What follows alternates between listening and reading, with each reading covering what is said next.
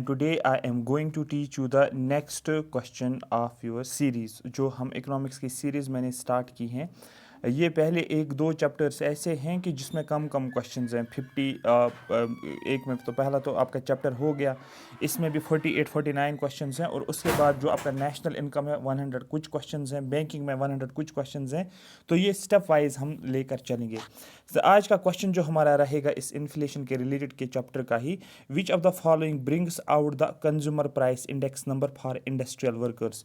जो हमारे पास हम कंज्यूमर प्राइस इंडेक्स करते हैं इंडस्ट्रियल वर्कर्स के लिए, हम एग्रीकल्चर लेबरर्स के लिए होता है। तो यहाँ पर बात की गई है इंडस्ट्रियल वर्कर्स के लिए। जब हम कंज्यूमर प्राइस इंडेक्स को कैलकुलेट करते हैं, ये कौन करता है आपको बोलना है, ये लेबर ब्यूरो करता है। बहुत ज़्यादा इंपॉर्टेंट है, बहुत ज़्यादा, ठीक है।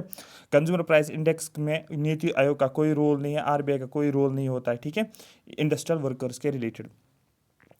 तो यहाँ पर CPI अगर फुल फॉर्म पूछा जाएगा, ये होता है इंडस्ट्रियल वर्कर्स के लिए, और इसको प्रिपेयर करता है लेबर ब्यूरो प्रिपेयर करता है। और CPI जो होता है ये कंज्यूमर प्राइस इंडेक्स, जहाँ पर हम रिटेल प्राइस की हम यहाँ पर बात करते हैं, ठीक है, क्लियर हो गया। और यहाँ पर हम कंज्यूमर प्राइस इंडेक्स जो हम लेते हैं न्यू की हम बात करते हैं, तो यहाँ पर हम बेस ईयर लेते हैं 2012, याद रखना, ठीक है, बाय सेंट्रल स्टैटिस्टिकल ऑफिस। यहाँ तक क्लियर हो गया, समझ आ रही बात। कुछ इसमें कुछ अपडेट भी मुझे आपको बताना पड़ेगा कि NSO जो हैं, CSO और NSSO को मिलकर NSO बनाया गया है। वो तो ऑलरेडी आपको पता होगा, बट अगर क्वेश्चन में आया तो ठीक है, अगर नहीं वो फिर बाद में जब आपका एग्ज़ाम नज़दीक होगा, मैं मैराथन सेशन कराऊंगा आपका इकोनॉमिक्स का 4-5 आवर का एक ही सेशन। उसमें आपको सारे अपडेट्स भी और सारा इकोनॉमिक्स भी रिवाइज होगा। बट क्वेश्चन के हिसाब से आपको माइंड में आना चाहिए कौन कौन से क्वेश्चन किस एंगल के क्वेश्चन पूछे जाते हैं। The basis of determining dearness allowance to employees in India, ठीक है, जो डियरनेस अलाउंस दी जाती है इंडिया में एम्प्लॉयज़ को, वो क्या है, किस बेस पे दिया जाता है, वो इन्फ्लेशन रेट के बेसिस पे दिया जाता है। आपको डायरेक्ट क्वेश्चन पूछा जाएगा, जो भी हम डियरनेस अलाउंस देते हैं किनको, एम्प्लॉयज़ को, क्यों देते हैं, आपको बोला on the base of inflation rate, क्योंकि इन्फ्लेशन के बेसिस पे, ठीक है। यहाँ तक समझ में आ गई है, ठीक है, क्लियर हो रहा है। बस इस तरीके से मैं अब चलूँगा क्योंकि आपको कॉन्सेप्ट तो ऑलरेडी पता है। इन 2015 में कुछ हुआ था, the nominal rate of interest in country was 6%। जो नॉमिनल इंटरेस्ट रेट जो था कंट्री में वो 6% था। इन्फ्लेशन रेट जो था वो 1.5% था। So real rate of interest in 2015 was, तो रियल रेट ऑफ इंटरेस्ट कितना था वो ये बता रहा है 4.50। इसको छोड़ो, इस टाइप का क्वेश्चन आपको देखने को नहीं मिलेगा, ठीक है। मेरी बात समझ आ रही है आपको। तो यहाँ पर एक्चुअली ये कर रहा है 6% को 1.5 से माइनस कर रहा है, और वहाँ पर आपको क्या आ रहा है, वहाँ पर आपका 4.50। बट ऐसे क्वेश्चंस आपको जनरली देखने को नहीं मिलेगा। नेक्स्ट क्वेश्चन है हमारे पास स्टैगफ्लेशन। मैंने ऑलरेडी आपको बोला था स्टैगफ्लेशन में का मतलब क्या था, stagnation.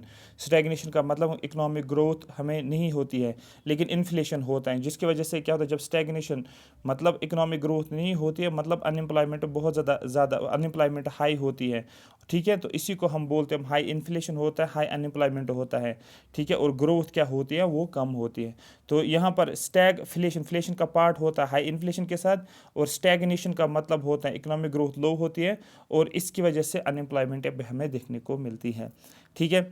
Next question is an increase in the growth rate of nominal money supply results in, बोला जाता है कि an increase in the growth rate of nominal money supply, अगर नॉमिनल मनी सप्लाई जो होता है वो बढ़ जाता है, मतलब मनी सप्लाई अगर हो रहा है, आप ऐसे समझो, आप अगर मनी सप्लाई मार्केट में ज़्यादा होगा, उसकी वजह से क्या होगा, हाई रेट ऑफ इन्फ्लेशन हमें देखने को मिलता है, क्योंकि मेन काज जो है मनी सप्लाई ही हमें बोलता है कि वो क्या होता है, वो हमें ये मनी सप्लाई ही रीज़न माना जाता है। बहुत सारे रीज़न्स हैं, लेकिन मनी सप्लाई अगर ज़्यादा होगा तो उसकी वजह से इन्फ्लेशन होता है। अभी वाला क्वेश्चन लेकिन इसी को शिफ्ट किया गया, इसको चेंज किया गया, क्योंकि यहाँ पर मैंने क्या किया था, पहले मैंने 6 को माइनस किया था कुछ, तो 4.5 है, यहाँ पर प्लस करना है तो यहाँ पर 9 आ जाएगा, क्योंकि यहाँ पर हमें बोला जाता है nominal interest rate is equal to real interest rate plus inflation rate. तो ऊपर हमें क्या निकालना था, अगर आप देखोगे, अगर यहाँ पर आपको क्या देखना है, यहाँ पर रियल इंटरेस्ट रेट आपको देखना है, यहाँ पर nominal interest rate minus inflation. अरे बात समझ, तो यहाँ पर एक्चुअली निकालना क्या था यहाँ पर अगर मैं दिखाऊंगा, यहाँ पर आपको रियल इंटरेस्ट रेट निकालना था, तो रियल इंटरेस्ट रेट किसके बराबर है, आपको लगे रियल इंटरेस्ट रेट है नॉमिनल इंटरेस्ट रेट के बराबर माइनस इन्फ्लेशन के बराबर, ये है ना R is equal to N I. तो R is equal to N I, इसी को यहाँ पर चेंज किया गया है, मैं लिखता हूँ R is equal to N I, लेकिन यहाँ R is equal to N minus I है, लेकिन यहाँ पर आपको बोलना है एन आपको निकालना था, अब इसको चेंज किया गया, N is equal to R plus I आ जाएगा, और आर आपको दिया गया है, ठीक है। तो यहाँ पर कितना है, ये दिया गया है आपको, ठीक है, रियल रेट ऑफ इंटरेस्ट 6 दिया गया है, और प्लस करोगे आई, और यहाँ पर इन्फ्लेशन रेट आई का मतलब 3 दिया गया है इज इक्वल 6। मतलब ये 2017 में एसएससी ने क्वेश्चन पूछा है डिफरेंट शिफ्ट्स में, एक ही टाइप का क्वेश्चन हमारा चेंज किया गया बस, और फर्क कुछ नहीं है। शिफ्ट्स में क्वेश्चन होते हैं, जैसे आपको जेकेएस में क्वेश्चन पूछता है सेम टॉपिक से क्वेश्चन हो, उसको चेंज किया जाएगा, ठीक। If money supply growth is faster than real GDP growth, ठीक है, देन रियल जीडीपी ग्रोथ, बोला जाता है अगर मनी सप्लाई जो होता है, मनी सप्लाई की ग्रोथ ज़्यादा हो रही है as compare to real GDP से, मतलब जीडीपी उतना नहीं बढ़ रहा है लेकिन मनी सप्लाई ज़्यादा हो रही है, उसकी ग्रोथ ज़्यादा हो रही है, मनी सप्लाई की ग्रोथ क्या हो रही है, उससे क्या होगा, आप बोलोगे इन्फ्लेशन, डेफिनेटली, क्योंकि जीडीपी तो नहीं बढ़ रहा है उस तरीके से, फास्टर रेट से जीडीपी नहीं बढ़ रहा, लेकिन मनी ज़्यादा से ज़्यादा सप्लाई हो रहा है मार्केट में, जब मनी सप्लाई ज़्यादा होगा वो आपको क्या देखने को मिलेगा, इन्फ्लेशन। तो सारा कॉन्सेप्ट इन्फ्लेशन का मनी सप्लाई पे ही रोटेट हो रहा है, जो आपके एग्जाम्स में क्वेश्चंस पूछे जाते हैं। यहाँ पर हाँ, ड्यू टू ज्यूरिंग रिसेशन के टाइम पे क्या होता है, रिसेशन एक ऐसी सिचुएशन, समझना इस कॉन्सेप्ट को, ऐसी सिचुएशन आती है इकोनॉमी में where there is decline in growth, जब ग्रोथ में कमी आती है, रिजल्टिंग इन एक्टिविटी, जिसमें की वजह से इनएक्टिविटी आ जाती है और उसकी वजह से क्या हो जाता है, उसी को हम रिसेशन बोलते हैं। बस शॉर्ट में इतना याद रखो, रिसेशन का मतलब क्या होता है, ये एक ऐसी टर्म होती है जहाँ पर इकोनॉमिक ग्रोथ जो होते हैं वो डिक्लाइन होती हैं। तो यहाँ पर option there will be capacity underutilisation, ये इसने इकोनॉमिक रिसेशन के टाइम पे ये हमें देखने को मिलता है। फिर से क्वेश्चन पूछा गया, न्यूमेरिकल टाइप ही आप समझो, nominal interest rate in a country was, ठीक है, नॉमिनल इंटरेस्ट रेट जो एन मैंने अभी लिखा था, inflation rate was 2.5, inflation rate इतना था, आपको बोला रियल इंटरेस्ट रेट, मैंने आपको अभी बोला था रियल इंटरेस्ट रेट क्या था, आप यहाँ पर इसने क्या दिया 5.5, मतलब 8 को माइनस करना है आपको 2.5, वहाँ पर क्या आ जाएगा 5.5 आ जाएगा। अरे बात समझ, तो ये अभी वाला क्वेश्चन है, ऊपर इसने चेंज किया है। स्टैगफ्लेशन का फिर से क्वेश्चन पूछा गया है, स्टैगफ्लेशन का मतलब क्या होता है, जब हमारे पास प्राइस इंडिसेस इंक्रीजेस, ठीक है, प्राइस बढ़ जाता है बट आउटपुट डिक्रीज, आउटपुट हमें कम देखने को मिलता है, मतलब एक ऐसी सिचुएशन जहाँ पर इन्फ्लेशन होती है लेकिन एम्प्लॉयमेंट नहीं होती है, इन्फ्लेशन होती है लेकिन अनएम्प्लॉयमेंट बढ़ती जा रही है या एम्प्लॉयमेंट नहीं होती है, इस सिचुएशन में इसको बोला जाता है स्टैगफ्लेशन। ये कब एग्जिस्ट होता है, जब क्या होता है यहाँ पर, जब प्राइस जो होता है, प्राइस बढ़ जाता है चीज़ों का, मतलब ये इन्फ्लेशन की बात कर रहे हैं, और आउटपुट कम हो रहा है, आउटपुट का मतलब ग्रोथ नहीं होती है, आया समझ, आउटपुट नहीं होता है, ग्रोथ नहीं होती है, मतलब यहाँ पर प्राइस लेकिन बढ़ता जा रहा है, यही होता है स्टैगफ्लेशन, आया समझ, ठीक है। तो यहाँ पर क्या लिखा है, यहाँ लिखा भी है here production will decrease, production कम हो जाएगी, ठीक है, विद द प्राइस राइज की वजह से, resulting increase in price indices but decrease in output. फिर से स्टैगफ्लेशन, मतलब आपको स्टैगफ्लेशन वाला कॉन्सेप्ट माइंड में अब घूम रहा होगा, ठीक है, क्योंकि बार बार रिपीट हो रहा है। तो स्टैगफ्लेशन की बात करेंगे, यहाँ पर high inflation combined with high unemployment, दो चीज़ों को मिल, और इकोनॉमिक ग्रोथ को भी बोल सकता है, यहाँ पर इसने उस टर्म को ऐड नहीं किया इसमें। उसके बाद यहाँ पर इन्फ्लेशन कब एग्जिस्ट होती है, कब होती है इन्फ्लेशन, तो इन्फ्लेशन होती है आपको पता है जब क्या होता है, general increase in price over time, over time का मतलब 1 साल में, 2 साल में, 3 साल में उस चीज़ का प्राइस बढ़ता जा रहा है, बढ़ता जा रहा है, ये नहीं कि 1-2 महीने में चीज़ों का प्राइस बढ़ गया तो वो इन्फ्लेशन नहीं, वो काफ़ी अरसे से वो इन्फ्लेशन हम क्या लेते हैं, over a period of time हम कंसिडर करते हैं, उसको हम इन्फ्लेशन बोलते हैं, ठीक है। अब यहाँ पर कुछ और क्वेश्चन पूछा गया, फिर से ये question, in a period when an economy is facing price rise, एक पीरियड में जब इकोनॉमी में प्राइस राइज प्रॉब्लम होती है, मतलब चीज़ों महंगाई बढ़ जाती है, चीज़ों का प्राइस बढ़ जाता है, एंड अलोंग विद दैट, और उसके साथ प्राइस बढ़ने के साथ साथ क्या होता है, there is slowing down of economic activity, मतलब इकोनॉमिक ग्रोथ नहीं हो रही है, आप ऐसे समझो कि अनएम्प्लॉयमेंट हो रही है, जब इकोनॉमिक ग्रोथ का मतलब आप समझो अनएम्प्लॉयमेंट, तो उसको हम क्या बोलते हैं, स्टैगफ्लेशन का ही कॉन्सेप्ट यहाँ पर बोला जाता है। आई होप मेरी बात आपको समझ आ रही है। अब यहाँ पर एक और क्वेश्चन पूछा गया है, क्वेश्चन क्या, an increase in 1% per annum in the rate of growth, ठीक है, ग्रोथ रेट जो हो रही है 1% से हो रही है, ठीक है, ठीक है, of the money supply will increase inflation in a long run by, और इन्फ्लेशन किस रेंज से इंक्रीज हो जाएगा, 1% से। ठीक है, तो यहाँ पर क्या हो रहा है, इंक्रीज जो हो रहा है 1% से हो रही है मनी सप्लाई में। अगर मनी सप्लाई में ग्रोथ जो हो रही है वो 1% के हिसाब से हो रही है, तो इन्फ्लेशन किस हिसाब से होगा, उस हिसाब से होगा। तो यहाँ पर क्योंकि इन्फ्लेशन मनी सप्लाई प्रपोर्शनल होता है इन्फ्लेशन को, आप इस तरीके से भी बोल सकते हो इसको। नेक्स्ट जो है यहाँ पर, एक सेकंड, 44, हाँ यही एक दो क्वेश्चंस इसके बचे, उसके बाद हम नेक्स्ट चैप्टर में डायरेक्ट इसी में शिफ्ट करेंगे। इन विच सिचुएशन, ऐसी कौन सी सिचुएशन है, wages and prices chase each other at a very quick speed. ठीक है, जहाँ पर वेजेस और प्राइस जो होते हैं वो चेज करते हैं, ठीक है, एक क्विक स्पीड में। ऐसी कौन सी सिचुएशन, ये होती है हाइपर इन्फ्लेशन। आपको पता है हाइपर इन्फ्लेशन में क्या होता है, 3 डिजिट इन्फ्लेशन जनरली इसको बोला जाता है।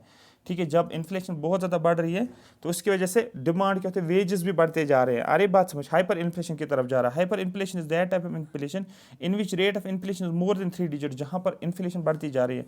100% हो गया, 200% आप बोल सकते, 300% आप बोल सकते हो, मतलब ये हो गया हाइपर इन्फ्लेशन।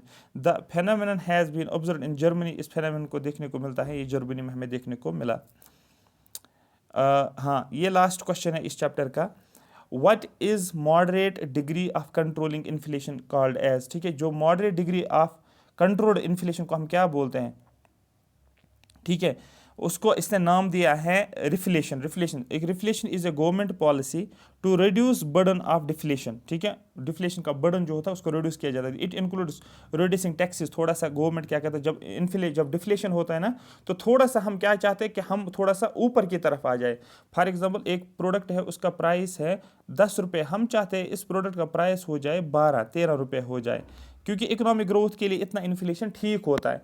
तो जब ये चीज़ होती है ना, उसको बोलते हैं रिफ्लेशन। हम इन्फ्लेशन की तरफ आ रहे हैं, लेकिन ओवरऑल हम ज़्यादा रेट से नहीं बढ़ा रहे हैं, मतलब हम क्या करते हैं, टैक्स रेट्स को कम कर रहे हैं। ठीक है, टैक्स रेट्स को कम करें सो लोगों के पास पैसा रहेगा और वो उसको स्पेंड करेंगे। मनी सप्लाई गवर्नमेंट इंक्रीज करता है और इंटरेस्ट रेट्स को कम करता है।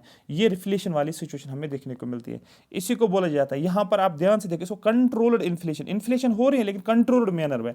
जब इन्फ्लेशन कंट्रोल में होते हैं उसको हम क्या बोलते हैं, ये हाइपर वो रिफ्लेशन। लेकिन इन्फ्लेशन जब ज़्यादा होते हैं वो हाइपर इन्फ्लेशन। स्टैगफ्लेशन तो आएगा नहीं, डिसइन्फ्लेशन तो मतलब ये क्या हो रहा है, इन्फ्लेशन हो रहे हैं लेकिन कम रेट से इन्फ्लेशन होना, वो डिफ्लेशन। पहले ऐसे हो गया इन्फ्लेशन, फिर अब इन्फ्लेशन तो हो रही है लेकिन कम रेट से हो रही है। ठीक है, तो ये था हमारे पास इन्फ्लेशन के क्वेश्चंस। आप खुद देखोगे, आपको टाइप्स ऑफ इन्फ्लेशन पे भी पूछा जाता है, आपको डिमांड पुल पे भी, आपको काज ऑफ इन्फ्लेशन पे भी, आपको डिफरेंट टाइप्स ऑफ इन्फ्लेशन, आपको रिसेशन पे भी। मतलब जो इन्फ्लेशन ओवरऑल चैप्टर में जो कॉन्सेप्ट है उस पर क्वेश्चन पूछे जाते हैं। CPI WPI पे तो कोई क्वेश्चन नहीं था, बट CPI पे क्वेश्चन पूछे जाते हैं। NSO पे क्वेश्चन बनेगा आपको। जब आपका एग्जाम नज़दीक आएगा, एग्जाम से पहले 1 महीना, जब आपका एग्जाम का डेट आएगा, जैसे डेट शीट आएगा कि इस डेट को है, जो नोटिफिकेशन 15 दिन पहले आ जाएगी आपकी, तो उस 15 दिन में आपको इकोनॉमिक्स रिवाइज करूँगा 3-4 आवर्स में, उसका टेंशन आपको नहीं लेना।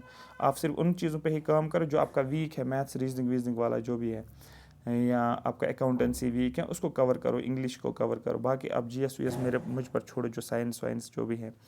ठीक है, नेक्स्ट पे मूव करते हैं। नेक्स्ट चैप्टर जो हमारा शुरू होता है वो होता है नेशनल इनकम। ठीक है, तो नेशनल इनकम हम देखेंगे, तो याद रखना, ठीक है, नेशनल इनकम जो हम NI से हम डिनोट करते हैं, बस इतना आपको याद रखना है, NI से शॉर्ट में डिनोट करते हैं। अब सबसे पहले इंपॉर्टेंट यहाँ पर जो क्वेश्चन हमारे पास है वो हम देखेंगे। सबसे पहला क्वेश्चन है, the expenditure on advertisements and public relations by an enterprise is a part of its. जब हम एक्सपेंडिचर करते हैं एडवर्टीजमेंट के ऊपर, ठीक है, एंड पब्लिक रिलेशंस के ऊपर हम एक्सपेंडिचर करते हैं। एक एंटरप्राइज होती है, एक एंटरप्राइज है, वो क्या करते हैं, वो एडवर्टीजमेंट करे, एक्सपेंडिचर करे ऑन एडवर्टीजमेंट, उसका हम बोलते हैं, वो होती है इंटरमीडिएट कंजप्शन। ठीक है, जब भी एक्सपेंडिचर हो रहा है वो इंटरमीडिएट कंजप्शन हो रहा है एडवर्टीजमेंट के ऊपर, क्योंकि इंटरमीडिएट वाला आता है। अगर फाइनल चीज़ों के ऊपर आप करते हो वो क्या हो गया, कंजप्शन एक्सपेंडिचर। ठीक है, अरे बात समझ, तो यहाँ पर ये हम देखेंगे, थोड़ा सा हम देखेंगे इसने क्या आइडिया दिया है। ये the expenditure on advertisement and public relations by an enterprise, ये एक पार्ट होता है इंटरमीडिएट कंजप्शन का। ये कॉन्सेप्ट आपको हो गया क्लियर कि expenditure on advertisement is considered as an intermediate consumption. Intermediate consumption का मतलब क्या है, is the expenditure done on those goods and services which are used as inputs for production and final goods and services. आप common sense हैं, कोई firm है या कोई एंटरप्राइज है, उसको कुछ फाइनली कुछ करना है, लेकिन वो करने से पहले वो एडवर्टीजमेंट करता है। आप ऐसे समझो कि मुझे आपको पढ़ाना है, मुझे कोई कोर्स लॉन्च करना है, आप ऐसे समझो। कोर्स लॉन्च करने से पहले मैं एडवर्टीजमेंट करूँगा ना, एडवर्टीजमेंट करूँगा कि मैं इस कोर्स को लॉन्च करूँ इस डेट को, यहाँ पर ये है, ये फैसिलिटीज़ हैं, ये ऐसे हम पढ़ाते हैं, ये चीज़ें आपको ऐसे समझो। तो उसके ऊपर मुझे एक्सपेंडिचर करना पड़ेगा ना उस एडवर्टीजमेंट के, न्यूज़पेपर्स पे पोस्टर्स लगाने हैं, बहुत सारी चीज़ें। लेकिन अभी मैंने वो शुरू नहीं किया, फाइनल मेरा काम कि फाइनल मुझे मकसद है आपको पढ़ाना। तो दैट मीन्स वो क्या आ गया, वो आ गया एज एन इंटरमीडिएट। आया समझ? इस मैंने एक एग्जांपल आपको समझाया, सो आपको ये समझ आया होगा। तो उसी को बोलते हैं इंटरमीडिएट कंजप्शन। तो इंटरमीडिएट कंजप्शन एक एक्सपेंडिचर होता है done on those goods and services, उन गुड्स और सर्विस विच आर यूज, जिसको हम इस्तेमाल करते हैं इनपुट के तौर पे। सो दैट आपकी तरह आपके लिए आप तक इंफॉर्मेशन पहुंच जाए कि हम कोर्स कर रहे हैं for production of final goods and services. मतलब मैंने इस एग्जाम्पल उठाई अपनी जो है ये सर्विस की, मैंने क्योंकि मैं आपको सर्विस प्रोवाइड कर रहा हूँ। आया? If a country produces consumer goods only and nothing else, एक कंट्री की बात करो, वहाँ पर सिर्फ कंज्यूमर गुड्स ही प्रोड्यूस होते हैं और कोई भी चीज़ नहीं, कोई सर्विस नहीं है, सिर्फ कंज्यूमर गुड्स। मतलब ऐसे गुड्स जो कंज्यूमर्स यूज़ कर रहे हैं, खाने पीने के लिए हम यूज़ कर रहे हैं। फॉर एग्जांपल आप ये समझो कि राइस हैं, आप देखो कि शूज़ आप लगाते हो, आप जैकेट लगाते हो, क्योंकि फिनिश्ड प्रोडक्ट्स आप बोल सकते हैं कंज्यूमर गुड्स, उनको आप क्या बोलते हो, वो होता है, ठीक है। इससे क्या होगा, इससे ये होगा कंट्री पे क्या इंपैक्ट रहेगा, the country will soon become poor if external trade will not happen. ये एक्चुअली बोलता है अगर कंट्री सिर्फ कंज्यूमर गुड्स पे ही रिलाई करती हैं और किसी और चीज़ पे नहीं, मतलब सर्विसेज पे नहीं, ठीक है, तो इससे क्या हो जाएगा, इससे एक टाइम ऐसा आएगा the country will soon become poor if external trade will not happen, अगर एक्सटर्नल ट्रेड नहीं होगा। आ रही बात समझ? क्योंकि सिर्फ कंज्यूमर गुड्स से ही स्टैंडर्ड ऑफ लिविंग तो हाईएस्ट नहीं होगा। स्टैंडर्ड ऑफ लिविंग बहुत सारी चीज़ों पे है, हेल्थ के ऊपर है, हाइजीन के ऊपर है, एजुकेशन के ऊपर है। आया समझ? तो ये तो हो नहीं सकता सिर्फ कंज्यूमर गुड्स पे, खाने पीने की चीज़ों पे ही आप अगर रिलाई करोगे तो उससे तो स्टैंडर्ड ऑफ लिविंग तो होता नहीं है वो। आया समझ? तो ये एक्चुअली इम्पैक्ट एक बोल रहा है कि क्या होता है actually. Clear? All set? Yes sir, समझ में आ गया। अगर आपको ये समझ आ रहा है लाइक करो, अभी सब्सक्राइब भी करके रखो, और फिर जब ख़त्म हो जाएगा सेशन उसको फिर आप लाइक भी, कमेंट भी आप ज़रूर करोगे, सो मुझे पता चलेगा कि आप सीरियस हो, आप देख रहे हो सेशन को, आप इंटरेस्टेड हो, आप देख रहे हो, अपने लिए कर रहे हो, तो मुझे भी अच्छा लगेगा।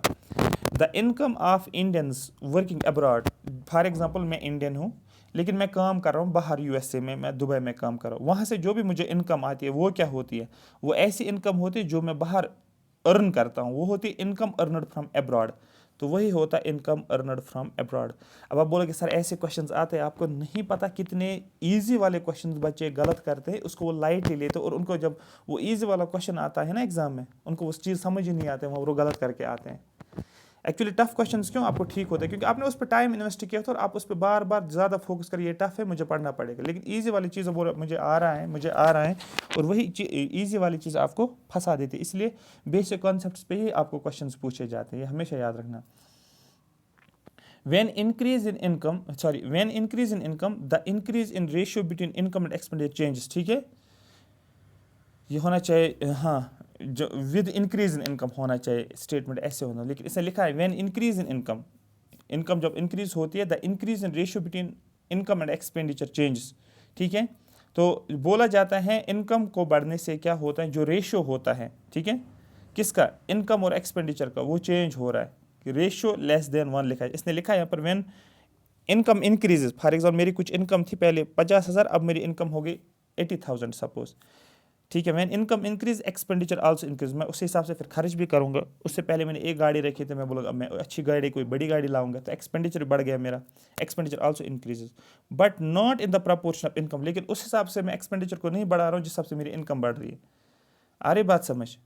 क्लियर हो रहा है? फॉर एग्जाम्पल मेरी पहले इनकम थी 50,000, इसमें से कुछ ना कुछ एक्सपेंडिचर मैं कर रहा था, फॉर एग्जाम्पल 40,000 एक्सपेंडिचर कर रहा था, सेव मैंने 20 किया, लेकिन अब मेरी होगी 80,000 इनकम, तो मेरी इनकम कितनी इंक्रीज होगी, 30,000 के हिसाब से इंक्रीज होगी, लेकिन एक्सपेंडिचर कितना कर रहा था, 40K में महीने का कर रहा था, लेकिन अब मैं क्या कर, अब तो मेरे पास 80 है लेकिन मैंने 50K ही बढ़ा दिया, तो एक्सपेंडिचर तो मैंने बढ़ाया, तो मुझे तो एक्सपेंडिचर फिर 30,000 भी और बढ़ाना था, मतलब 30,000 के हिसाब से मुझे एक्सपेंडिचर करना था, ठीक है। लेकिन मैंने नहीं किया, मैंने क्या किया, मैंने सिर्फ और सिर्फ 50,000, 80 में से 50,000 ही मैंने अब क्या किया, यहाँ पर मैं तो यहाँ पर कितना मैं बचा रहा था, यहाँ पर मुझे 10,000 बच रहे थे, लेकिन अब यहाँ पर मुझे 30,000 बच रहे हैं। तो दैट मीन्स इनकम मेरी बढ़ रही है, लेकिन एक्सपेंडिचर को मैं बढ़ा रहा हूँ, लेकिन एक्सपेंडिचर को मैं उस हिसाब से नहीं बढ़ा रहा हूँ जिस हिसाब से मेरी इनकम बढ़ रही है। इसलिए क्या होता है, रेशियो बिटवीन इनकम और expenditure changes by less than 1%, इसलिए ये लेस देन 1% होता है। हाँ, अगर मैं इनकम और एक्सपेंडिचर को बढ़ा, जितने मेरी इनकम आ रही है उस हिसाब से मैं एक्सपेंडिचर भी कर रहा हूँ, तो ये तो 1 के बराबर आ जाता है। लेकिन अगर मैं ये भी करता, ये भी सिचुएशन होती है, मेरी इनकम जिस हिसाब से आ रही है और मैं एक्सपेंडिचर को ज़्यादा, अब मैं एक्सपेंडिचर ज़्यादा कर रहा हूँ एज कम्पेयर टू जितना मेरी इनकम आ रही है, तो वो ग्रेटर देन 1 आता है समझ। तो ये कंडीशन के ऊपर होता है, समझने लायक वाला क्वेश्चन था एक्चुअली। हाँ हाँ ठीक है, यहाँ पर देखो the census of Indian agriculture is done by, जो सेंसस जो होती है इंडियन एग्रीकल्चर में वो कैसे, तो वो प्रोडक्शन मेथड के ज़रिए से होती है। तो हमारे पास डिफरेंट, जब हम जीडीपी की बात करें, हम डिफरेंट मेथड से जीडीपी को कैलकुलेट करते हैं। हमारे पास होता है प्रोडक्ट, हमारे पास इनकम मेथड होता है, एक्सपेंडिचर मेथड होता है हमारे पास, ठीक है। तो यहाँ पर ये लिखा गया है ये क्वेश्चन, इसने बोला जो सेंसस हम करते हैं इंडियन एग्रीकल्चर का, वो किस मेथड से करते हैं, हमारे पास प्रोडक्शन मेथड होता है। द मेथड यूज्ड, ऐसा कौन सा मेथड है जिसको इस्तेमाल किया जाता है एग्रीकल्चर सेंसस में? आप बोलोगे सर प्रोडक्शन मेथड हम करते हैं, जिसमें क्या होता है, in which data of land are collected, ठीक है। हम डेटा जो होता है लैंड का उसको कलेक्ट किया जाता है, विच इज़ होली और partially used under agriculture production, और उस डेटा को कम्प्लीटली हम यूज़ करते हैं किसके लिए, एग्रीकल्चर की प्रोडक्शन के लिए, ठीक है।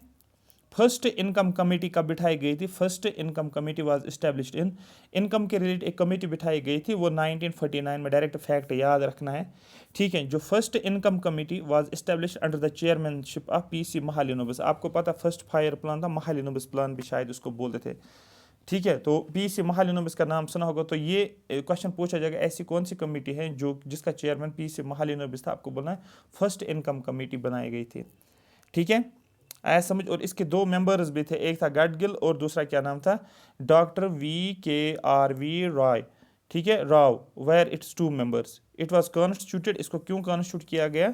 To calculate national income on scientific basis. तो फर्स्ट इनकम कमेटी का मतलब होता है पहली नेशनल इनकम के रिलेटेड जो कमेटी बनाई गई थी। इनकम का मतलब नेशनल इनकम, आपको समझ आ रही है बात? ऐसे समझो, ये इंपॉर्टेंट क्वेश्चन है, मुझे ऐसी फीलिंग आ रही है कि ये डायरेक्ट क्वेश्चन बनता है। देखो हमेशा याद रखना, एक ट्रिक मैं दिखाऊंगा आपको, आपको इससे कंफ्यूजन नहीं होगा, gross income, GDP, GNP, NNP, ये कैसे लिंक होता है। एक ट्रिक मैं सिखाऊंगा, उससे समझो ग्रॉस, और एक और मैं बताऊंगा यहाँ पर नेट। ये दो चीज़ें तो आपको पता होगी, ग्रॉस और नेट तो आपको पता होगा, ठीक है। ग्रॉस होता है पूरा ओवरऑल। फॉर एग्जाम्पल, एक एग्जाम्पल मैं बोलता हूँ, सबसे पहले यहाँ पर ये समझो, मैं बोलता हूँ मेरे पास ग्रॉस इनकम कितनी है, आप बोलोगे सर आपकी ग्रॉस इनकम है, फॉर एग्जाम्पल मैं जॉब करता हूँ, वहाँ से मुझे जो सैलरी आती है सपोज 70K, सपोज मैं फॉर एग्जाम्पल मेरी कोई बिल्डिंग है और उसको मैंने रेंट पे दिया है, तो उस रेंट मुझे आ रहा है सपोज 30,000, समझो इस बात को। उसके बाद मेरी क्या है, फॉर एग्जाम्पल मेरा कोई गार्डन है, उसमें एप्पल्स हैं, तो उस एप्पल्स को मैं बेच देता हूँ और मुझे वहाँ से क्या मिलता है, और मुझे वहाँ से सपोज मिलता है सपोज 80,000, ये मैं एग्जांपल के तौर पे 80,000। और भी कोई मुझे इनकम है जो मुझे आ रही है, सपोज मैं उस अदर इनकम को लेता हूँ, सपोज मैं 20,000 लेता हूँ। जब मैं जोड़ता हूँ ये 70-30 का 1,80,000 तो 1,90,000, 1,90K आ गया, ठीक है, 1,90,000 ऐसे में लिखता हूँ। ये तो आ गया मुझे पूरा, लेकिन इसको बोल दो जितना भी मेरे पास आया है, ये जितनी भी इनकम, जितना जहाँ से भी मुझे आ रहे हैं पैसे, वो मैं मेरा ग्रॉस। लेकिन अब मैं क्या करता हूँ, मैं एक काम करता हूँ, जो मुझे 70,000 मिला, ठीक है, इस पर मैं टैक्स भी पे करना है, टैक्स भी पे करूँगा ना, लेकिन सपोज मैं टैक्स 5K करता हूँ, तो लेकिन ये कितना बचेगा अब सर? ये बचेगा आपको 65 ही बचेगा अभी, ठीक है। ये क्या है, ये बिल्डिंग रेंट, लेकिन रेंट में मैं थोड़ा सा यहाँ पर क्या करना पड़ता है, मुझे यहाँ पर इलेक्ट्रिसिटी फी भी देना पड़ता है। फॉर एग्जांपल 1K मुझे इलेक्ट्रिक फी या 2K मुझे इलेक्ट्रिक बिल भी पे करनी पड़ती है, जो मुझे रेंट, क्योंकि रेंट जो मुझे आते हैं वहाँ से मुझे फिर इलेक्ट्रिक बिल भी पे करनी पड़ती है बिल्डिंग का, वो मुझे खुद पे करना पड़ता है। तो यहाँ पर सपोज हो गया 28K। ये मैंने बोला था एप्पल्स के रिलेटेड, लेकिन एप्पल्स को मेंटेन भी करना, उनकी दवाई लगाना, बहुत सारी चीज़ें, सपोज उस पर मुझे 5,000 खर्च होते, तो ये मुझे 75 बचा यहाँ पर। अब बाकी जो भी आ रहा है, सपोज ये मुझे हो रहा है 15,000। अब टोटल इसको जब जोड़ते हैं, सपोज ये आ गया 1,40,000, ये बन गया 1,40,000। अब जो मैंने सारी चीज़ें जो जितना मुझे इनकम आ रहा है वो ग्रॉस हो गया, लेकिन जब मैं यहाँ से क्या बोल रहा हूँ, यहाँ पर मैं टैक्स भी पे करता हूँ, सारा कुछ काट के रेंट, सॉरी बिजली का फ़ी मैंने दिया, इलेक्ट्रिसिटी बिल जो मैंने दिया, जो मैंने यहाँ पर जो है दवाई लगाई थी एप्पल्स को ऊपर से, या बाकी और भी मुझे खर्चा जो आ रहा था उस चीज़ को करने, उस चीज़ को कमाने के लिए मुझे खर्चा भी करना पड़ रहा है, तो वो सारा काट के मेरे पास 1,40,000। तो ये था ग्रॉस, ये बन गया नेट। और जितना भी फॉर एग्जाम्पल मुझे बिल्डिंग थी यहाँ पर, इसको मुझे रिपेयर करना था, या बहुत सारी चीज़ें, तो दो चीज़ें तो आपको समझ आई, ग्रॉस क्या होता है और नेट। नेट हो गया फाइनली आपके हाथ में कितना आता है, फाइनली कितना आ रहा है, वो हो गया आपका नेट। और यही यहाँ पर आपको समझना है, जब भी आपको नेट निकालना होगा, आप बोलोगे सर पहले तो बताओ आपको कितना है टोटल, फिर आप फी वी भरो जो भी देना है, और उसी को सर डी करो, डेप्रिसिएशन।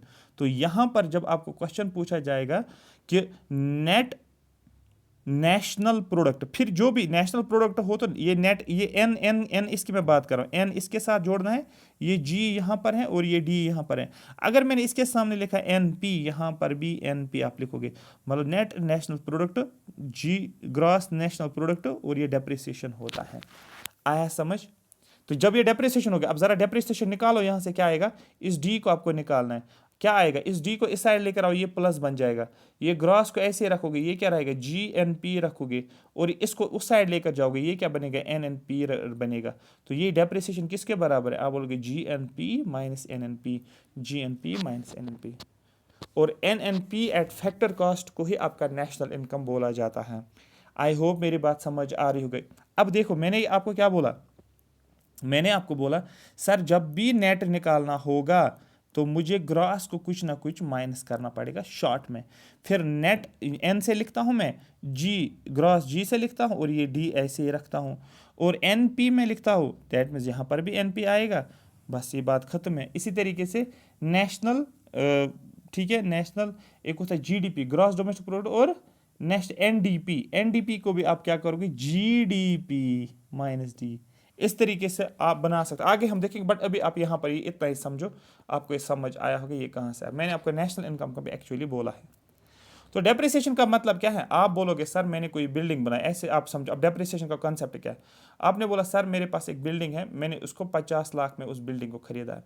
आपने उस बिल्डिंग को खरीदा है 2023 में, ठीक है, 50 लाख की बिल्डिंग है, 2024 हो गया, आप बोलते हो सर 50 लाख मैंने खरीदा है, लेकिन अब क्या हो गया, इसका थोड़ा सा वैल्यू कम हो गया, मुझे 49 लैक्स ही इसको जो है कीमत हो गया है। दैट मीन्स जो बीच में 1 लाख जो हो गया वो डेप्रिशिएट हो गया, इसको आ रही बात समझ, डेप्रिशिएट हो उसका कम हो गया, आ रही बात समझ। तो वो होता है डेप्रिसिएशन, जो वियर एंड टियर आपकी बिल्डिंग में हो तो उसकी वजह से 1 लाख घट गया है, आया समझ, इसको बोलते हैं डेप्रिसिएशन। तो ये रिड्यूस करता है आपके वैल्यू, प्रॉपर्टी का वैल्यू, आपकी मशीन, आपकी गाड़ी जो भी है उसके वैल्यू को कम करता है। Depreciation refers to reduction in value of a fixed asset. Fixed asset का मतलब आपका घर जो आप रेंट देते हो, आपकी कोई मशीन है वो जो आप यूज़ करते हो प्रोडक्शन के लिए, ठीक है, आपकी बहुत सारी चीज़ें होती जो एज एन एसेट के तौर पे, एक कार होती है, कार अगर आप पर्सनल यूज़ करने के लिए यूज़ कर रहे हो वो एसेट आपका नहीं होता है, लेकिन अगर वही कार अगर आप रेंट पे दे रहे हो वो आपका एसेट होता है, जहाँ से आपका रेवेन्यू जनरेट होता है, ठीक है। और इसको कैसे जनरेट करते हैं, net income from gross income. तो ग्रॉस इनकम, ठीक है, को माइनस करते हैं डेप्रिसिएशन, और वहाँ से आपको नेट इनकम आती है। और डेप्रिसिएशन कैसे निकालोगे, ये डी आ जाएगा, ये इस साइड मैंने डी को लिया, यहाँ पर gross income minus net income, ये आपको समझ आना चाहिए। आगे ये मैंने इस पर 5 मिनट इसलिए लगाए क्योंकि एक्चुअली मुझे नेशनल इनकम का कॉन्सेप्ट बोला था, वो नेशनल इनकम का कॉन्सेप्ट मैंने आपको बोला अभी कैसे निकाला जाता है, ठीक है, इन टर्म्स ऑफ डेप्रिसिएशन। अब यहाँ पर फिर से देखो, the other name of net national product, मैंने अभी बोला आपका NNP को क्या बोला जाता है, यही तो होता है नेशनल इनकम, शॉर्ट में यही होता है आपका नेशनल इनकम, ठीक है, क्लियर हो गया। और यही NNP जो होता है यही होता है GNP minus depreciation.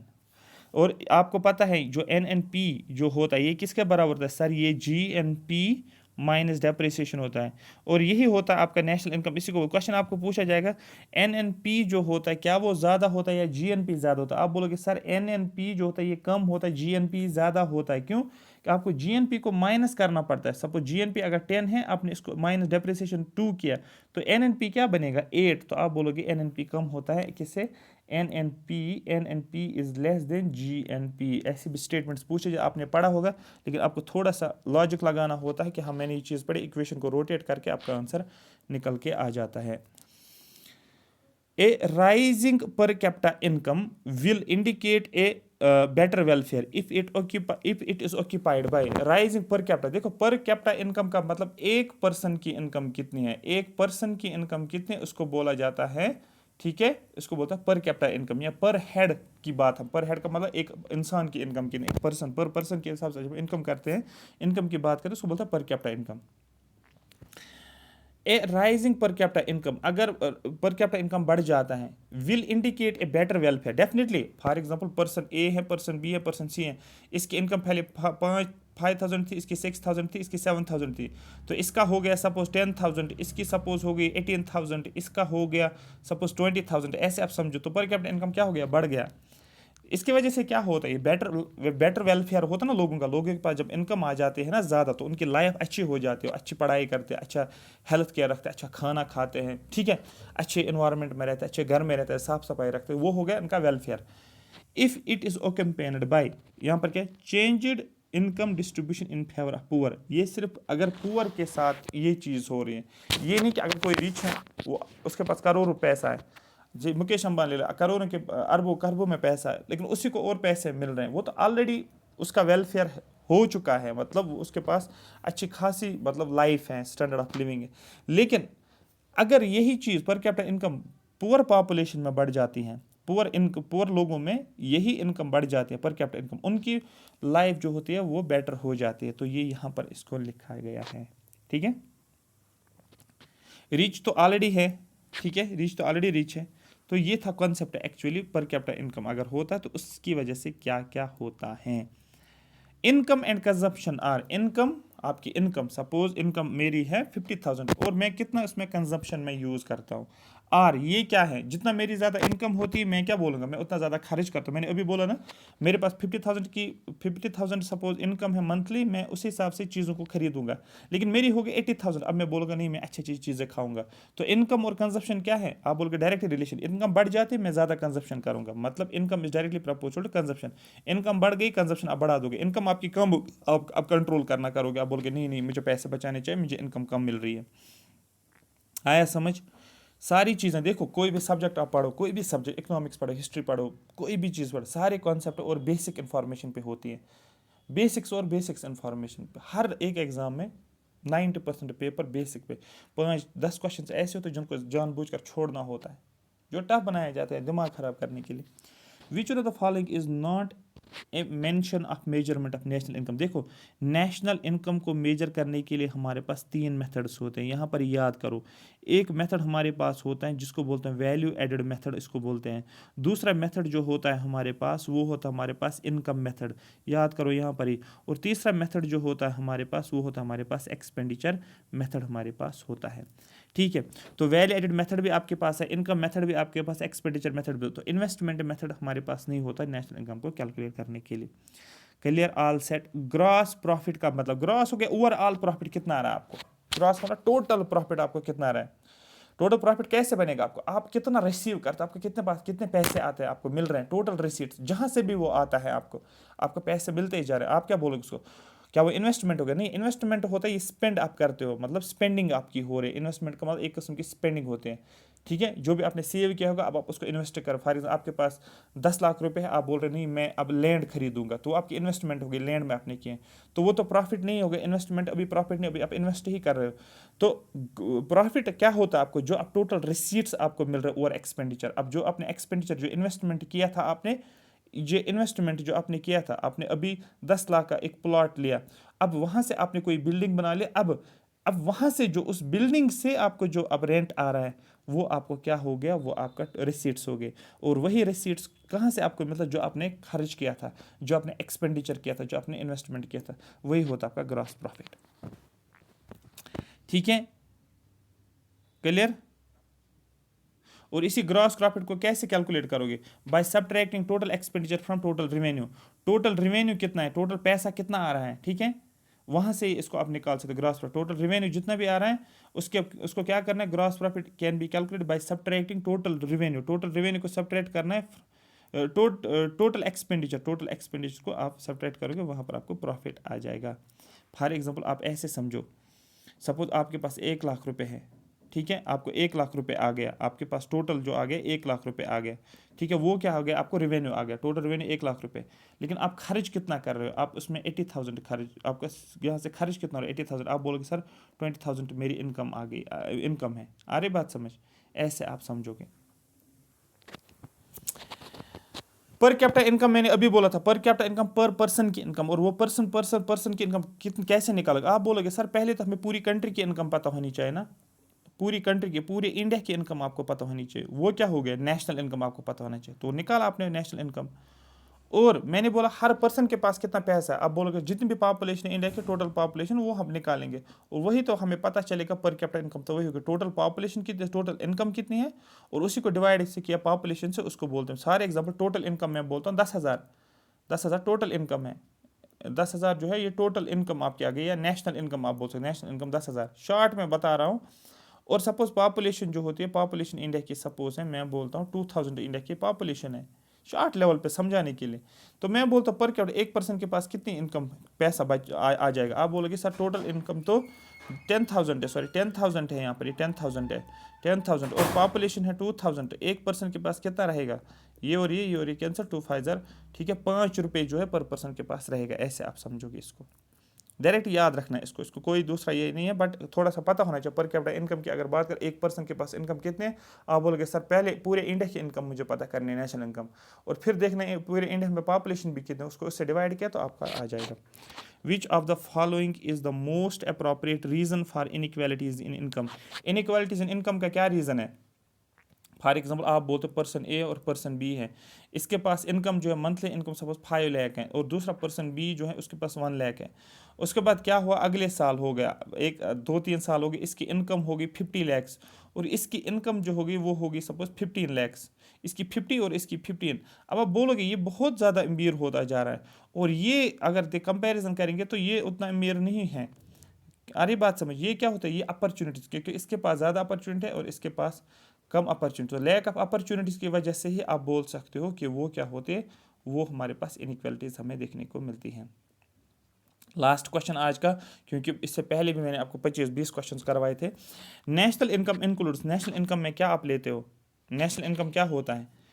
Financial help to earthquake victims, क्या आप जो जब अर्थक्वेक आता है आप उनको फाइनेंशियल हेल्प करते हो, क्या उनके लिए वो नेशनल वो उनके लिए नेशनल इनकम, वो नेशनल इनकम वो उनको सॉरी वो नेशनल इनकम में आएगा नहीं, वो नेशनल इनकम नहीं होती जब आप किसी को अर्थक्वेक्स में कुछ फाइनेंशियल हेल्प करते हो। Pocket money of a child, आप बच्चे को पॉकेट मनी, क्या वो नेशनल इनकम नहीं, वो नेशनल इनकम नहीं है, वो तो ऑलरेडी आप जेब से अपने बेटे को ही देते हो। Winning of A lottery price, आप वो लॉटरी प्राइस जीतते हो, क्या वो नेशनल इनकम में आ जाता नहीं। Construction of new house is include in the national income. आ रही बात समझ, जो आप न्यू हाउस कंस्ट्रक्ट करते हो आपकी नेशनल इनकम के साथ जुड़ा होता है। आई होप यहाँ तक आपको पूरा ये समझ आएगा। आगे हम और देखेंगे, कल हम 50 क्वेश्चन में कोशिश करूँगा 50 क्वेश्चन, और उससे परसों और 50, तो ये आपका कवर हो जाएगा। इसमें 106 क्वेश्चन है शायद। ठीक है, thank you so much for watching me. Comment section में ज़रूर लिखो आपको ये समझ आ रहा है या नहीं। दूसरा जो है कंटिन्यू बेस पे देखो, सब्सक्राइब भी करो चैनल को। तो ठीक है, तो पहले 2 की लेक्चर्स की PDF टेलीग्राम पे जाकर उसको देख लो, डाउनलोड करो।